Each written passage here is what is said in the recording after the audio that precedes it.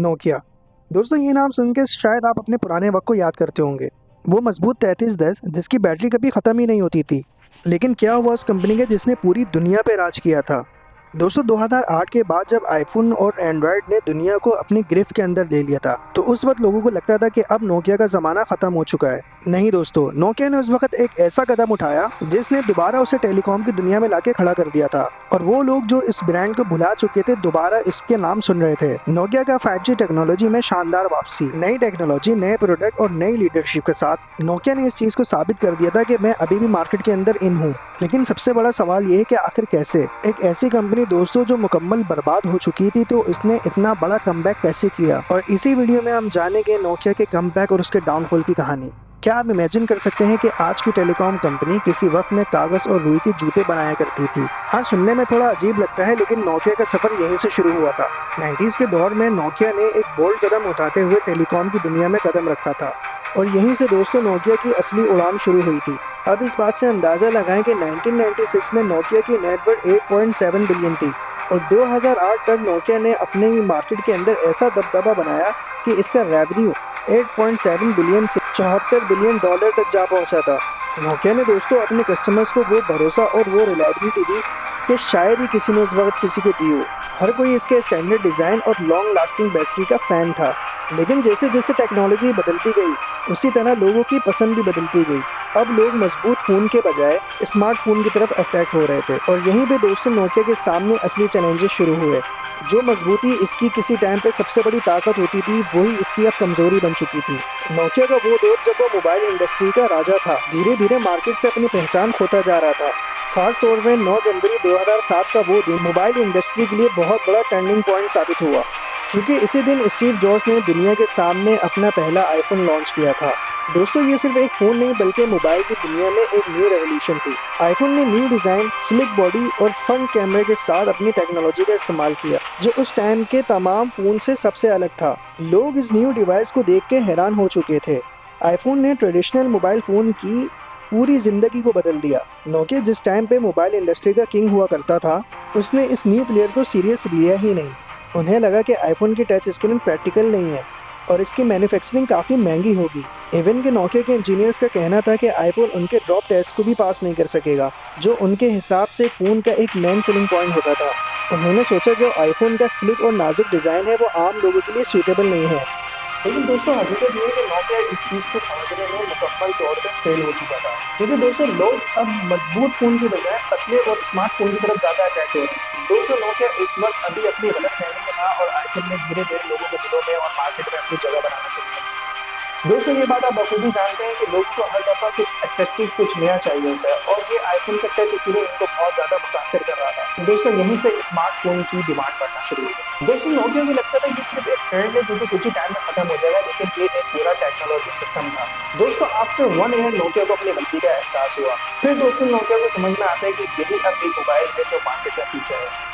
दोस्तों लेकिन अब तक सर से पानी गुजर चुका था, लोग आईफोन के आदी बनना शुरू हो चुके थे और दोस्तों आईफोन के साथ ही बाकी कॉम्पिटिटर्स भी आईफोन की तरह स्मार्टफोन बनाना शुरू हो गए थे। मिसाल के तौर पे 2008 में HTC और गूगल ने मिलकर पहला स्मार्टफोन बनाया जो कि आईफोन का सीधा सीधा कॉम्पिटिटर था। लेकिन दोस्तों क्वेश्चन ये होता है कि इस बदलते दौर में नोकिया अपना ग्रो कैसे करेगा। दोस्तों अब नोकिया का कंपटीशन सिर्फ आईफोन के साथ नहीं था बल्कि मार्केट में और भी कॉम्पिटिटर्स आ गए थे जो कि स्मार्टफोन और एंड्रॉइड की तरफ निकल चुके थे। दोस्तों टच स्क्रीन मोबाइल ने पूरी मोबाइल मार्केट को चेंज कर दिया था। टाइपिंग का जमाना खत्म। दोस्तों इस बदलाव के साथ नोकिया को अडेप्ट करना बहुत जरूरी था। फाइनली दोस्तों नोकिया ने डिसाइड किया कि इस टफ कंपटीशन में मैंने भी जवाब देना और नोकिया ने जवाब दिया। दोस्तों 21 नवंबर 2009 में नोकिया ने एक मोबाइल लॉन्च किया था 997 जिसका कॉन्सेप्ट इनका आईफोन किलर था कि ये फोन आईफोन को किल करने वाले। और दोस्तों इस बार नोकिया ने सिर्फ टच स्क्रीन नहीं बल्कि टच स्क्रीन के साथ साथ स्लाइड कीबोर्ड भी दिया था। तो उस वक्त एक यूनिक फीचर माना जा रहा था। तो अगर इसकी फीचर्स की बात करें तो इसमें 5 मेगापिक्सल का कैमरा और आईफोन से डबल स्टोरेज दिया गया था। दोस्तों नोकिया को इस फोन से बहुत ही ज्यादा एक्सपेक्टेशन थी लेकिन ग्राउंड रियलिटी ये नहीं थी। दोस्तों जहां आईफोन ने टच स्क्रीन में बहुत स्मूथ फीचर लोगों को दिया था वहां नोकिया का टच स्क्रीन बिल्कुल ही आईफोन के सामने जीरो हो चुका था। दोस्तों साथ ही स्लाइड और कीबोर्ड जो इस फोन का सबसे बड़ा फीचर था वो भी इसमें काम ना कर सका। दोस्तों अगर बात करें तो N97 में बहुत सारी कमियां लेकिन इसका फेल होने का सबसे बड़ा रीजन था इसका ऑपरेटिंग सिस्टम। दोस्तों नोकिया की सबसे बड़ी गलती जो यहाँ पे नोकिया ने की, नोकिया अगर चाहता है इस बदलते दौर को देख के आईफोन और दीगर स्मार्टफोन को देखते हुए वो एंड्रॉइड लॉन्च कर सकता था, लेकिन उसने एंड्रॉइड लॉन्च नहीं किया, वो विंडो के पीछे भागता रहा। सिम्बियन ओएस दोस्तों नोकिया के पुराने फोन के अंदर यूज होता था और यही उसकी बड़ी गलती थी। दोस्तों ये कॉम्प्लेक्स होने के साथ साथ इस फोन के अंदर फ्लेक्सिबिलिटी की भी कमी थी। दोस्तों अगर बात करें N97 की तो उसमें सिर्फ 500 एप्लीकेशन की स्पेस थी, और अगर हम दूसरी तरफ बात करें आईफोन की तो उस वक्त आईफोन के स्टोरेज में 1 लाख से ज्यादा एप्लीकेशन स्टोर थे। ऐसे में दोस्तों लोगों का इंटरेस्ट N97 से कम होता गया और आईफोन की तरफ बढ़ता चला गया।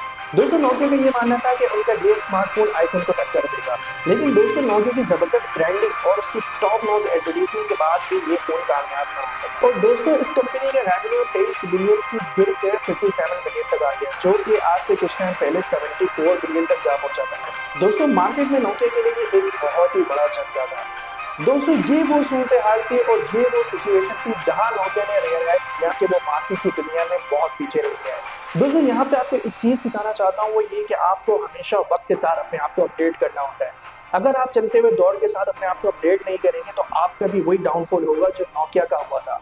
आप भले किसी भी फील्ड में हैं, ऑफिस में हैं, जॉब करते हैं, बिजनेस करते हैं, आपको लोगों की डिमांड के साथ अपने आप को अपडेट करना पड़ता है, तो ही आप जाके सक्सेस रहते हैं, अदरवाइज आप फ्लॉप हो जाते हैं। सिम्बियन ओएस दोस्तों जो नोकिया का सबसे बड़ा स्ट्रेंथ हुआ करता था, वही अब नोकिया के लिए सबसे बड़ी कमजोरी बन गया। बेसिकली कंपनी में अब सब कुछ नए तरीके से शुरुआत करने की जरूरत थी। दोस्तों इसी दौरान नोकिया ने एक बड़ा कदम उठाते हुए एक नया सीईओ कंपनी में हायर किया। इलोक दोस्तों जो माइक्रोसॉफ्ट में बिजनेस डिवीजन के हेड हुआ करते थे, उनको एज एजेंट कंपनी के अंदर लेके आया गया। तो कंपनी को उम्मीदें थी कि ये बंदा जो है नोकिया को एक नया उरूज देगा। दोस्तों कंपनी के बिगड़े हालात देखते हुए सबसे पहले इलोक ने एक मीटिंग रखी जिसमें उसने नोकिया के बड़े बड़े मेंबरान को इनवाइट किया। दोस्तों उन्होंने इस मीटिंग के अंदर एक फेमस स्पीच दी जिसने मीटिंग के लोगों के दरमियान जो उस वक्त लोग बैठे हुए थे उसमें एक हड़बड़ी मचा दी, जिसमें इलोक का कहना था कि हम एक चलते हुए प्लेटफॉर्म पे खड़े हैं, हमारे कॉम्पिटिटर्स ने मार्केट को बहुत तेजी से बदल लिया है जितना हमने कभी सोचा भी नहीं था। एप्पल ने मार्केट को रीडिफाइन कर दिया है और डेवलपर्स को एक पावरफुल इकोसिस्टम में खींच लिया है। साथ ही साथ इलोक ने इस स्पीच में सिम्बियन ओएस की नाकामियों को और कमजोरियों को भी बयान किया। उन्होंने कहा कि ये ऑपरेटिंग सिस्टम अब मॉडल फोन्स के लिए बिल्कुल भी सूटेबल नहीं है। दोस्तों इलोक की इस स्पीच ने नोकिया के शेयर होल्डर्स और उनके एम्प्लॉयज के बीच में एक खलबली मचा दी, क्योंकि ये स्पीच ना सिर्फ नोकिया के प्रोडक्ट को कमजोर दिखा रही थी बल्कि मार्केट में नोकिया की पोजीशन को भी खराब कर रही थी। और दोस्तों सबसे बड़ा झटका तब लगा जब ये स्पीच पब्लिक के अंदर वायरल हो, जिससे दोस्तों नोकिया की इमेज को बहुत जबरदस्त झटका लगा। कस्टमर्स और शेयर होल्डर का इंटरेस्ट इससे कम होना शुरू हो गया और साथ ही साथ नोकिया के स्टॉक्स भी गिरने लगे। हालांकि इलोक का मकसद कंपनी को इस मुश्किल दौर से बाहर निकालना था, लेकिन दोस्तों इन्होंने नोकिया को और भी ज्यादा क्राइसिस के अंदर डाल दिया। दोस्तों इलोक का सबसे बड़ा फैसला वो ये कि सिम्बियंस को छोड़ के न्यू ऑपरेटिंग सिस्टम की तरफ जाना। लेकिन दोस्तों सबसे बड़ी मुश्किल ये थी कि सिम्बियंस की जगह कौन सा ऑपरेटिंग सिस्टम आएगा।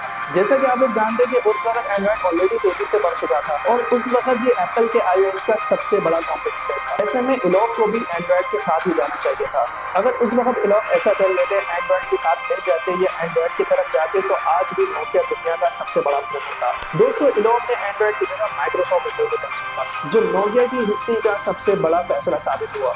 दोस्तों दरअसल इलोक का मकसद ये था कि वो ऐसा सॉफ्टवेयर चाहते थे, ऐसा ऑपरेटिंग सिस्टम चाहते थे जो नोकिया के अलावा किसी और के पास ना हो, बिल्कुल वैसे ही जैसे आईफोन के पास iOS है।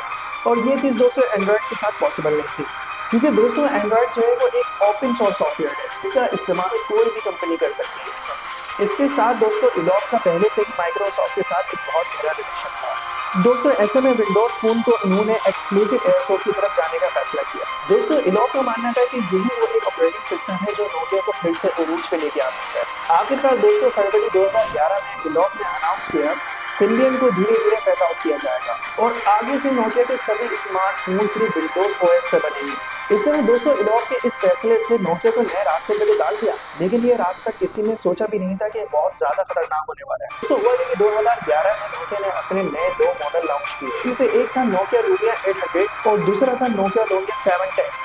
दोस्तों ये दोनों ही स्मार्टफोन विंडोज 7.5 मैंगो ओएस पे बने थे। दोस्तों नोकिया ने उम्मीद की थी कि इन 2 फोन की वजह से वो मार्केट में फिर से अपनी खोई हुई इज्जत वापसी लेके आएंगे। लेकिन दोस्तों विंडोज का इंटरफेस लोगों को पसंद ही नहीं आया है। जहां दोस्तों एंड्रॉइड और iOS अपने यूजर्स को एक सिंपल और स्मूथ फीचर्स के साथ मोबाइल की फरहामी पेश कर रहे थे, वहां नोकिया ने विंडोज जैसा खतरनाक और हार्ड ऑपरेटिंग सिस्टम को लॉन्च किया, जो कि लोगों को समझने में मुश्किल हो रही थी और उसको यूज करने में इनको मजा भी नहीं आ रहा था। दोस्तों साथ ही साथ इस डिवाइस के अंदर कुछ लिमिटेशन भी थी, जैसे कि सिंगल कोर प्रोसेस का ही यूज किया जाता था। अगर हम दूसरी तरफ देखें तो एप्पल और एंड्रॉइड डुअल कोर और क्वाड कोर को लॉन्च कर रहे थे। दोस्तों इस वजह से नोकिया की फोन की जो स्पीड थी वो मार्केट कॉम्पिटिटर के लिहाज से बहुत पीछे रह गई थी। और दोस्तों इनके फोन्स के अंदर फ्रंट कैमरा भी मौजूद नहीं था।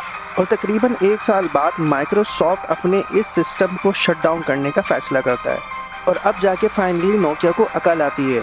इसके बाद इन्होंने एंड्रॉयड फ़ोन बनाना शुरू किया, लेकिन अब तक बहुत देर हो चुकी है।